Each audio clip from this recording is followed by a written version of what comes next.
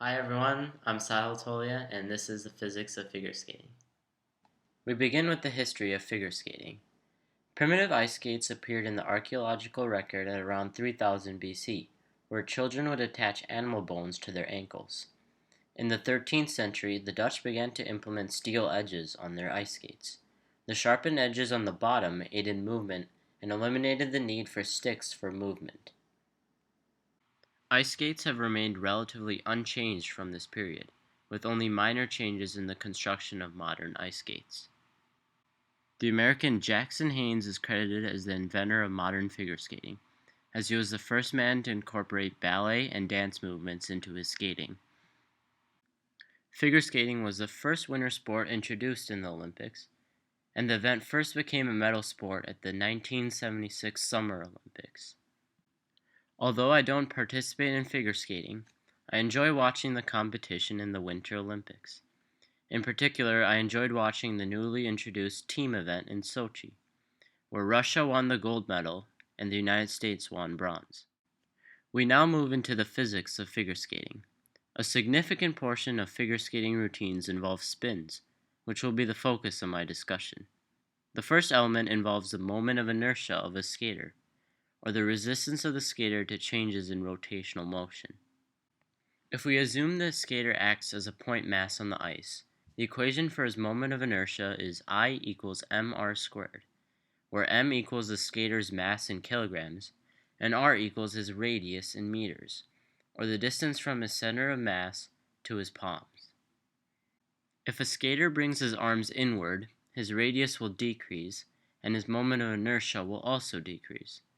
As a result, the skater's rotational speed will increase, since moment of inertia is the resistance to changes in speed. In addition, spinning figure skaters have angular momentum due to their inertia. The equation for angular momentum is L equals I omega, where L equals the angular momentum in kilograms times meters squared over seconds. I is the moment of inertia in kilograms times meters squared, and omega is the angular velocity in radians per second.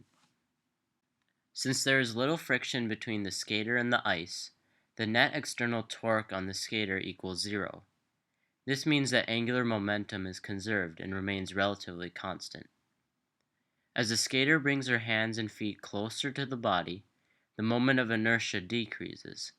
Therefore, in order to keep angular momentum constant, the angular velocity must increase.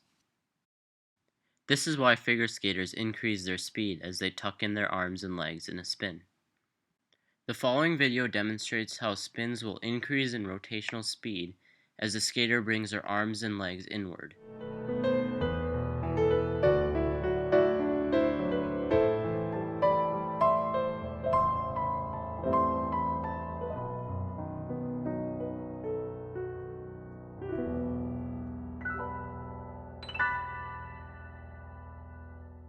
Also applicable to figure skating is the concept of centripetal acceleration.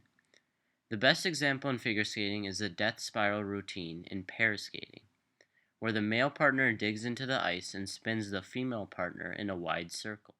When an object rotates around a fixed point, the inward acting force on the object is the centripetal force. In the death spiral example, the man acts as the inward pulling centripetal force, while the woman's inertia attempts to pull him away. This explains why the man must dig in one skate into the ice. The equation for centripetal acceleration is AC equals Vt squared over r, where AC equals the centripetal acceleration in meters per second squared, Vt equals the tangential velocity in meters per second, and r equals the radius of the circle in meters. A smaller radius leads to a greater centripetal acceleration and speed. This is a major reason why successful female skaters are typically short.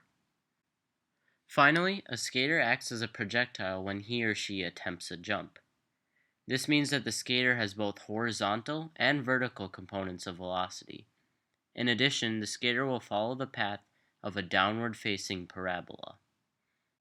Also, the action of gravity decreases vertical velocity, but won't affect horizontal velocity. This means that if a man throws his partner in the air, she will always be directly over him, even if she is spinning and he is only skating. Hi everyone, thank you for watching the physics of figure skating and have a great summer.